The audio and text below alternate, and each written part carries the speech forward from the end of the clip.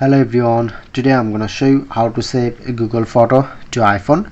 So at first open your Google photo apps and you just select photo or video that you wanna save.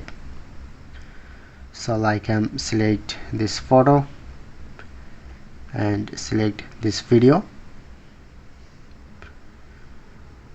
Swipe left to right side but not showing it to download option. Click on to share to, click on open in, scroll down, save to files, create a new folder or select on like select OK option, press on save. After that open file apps. Now add this, just long press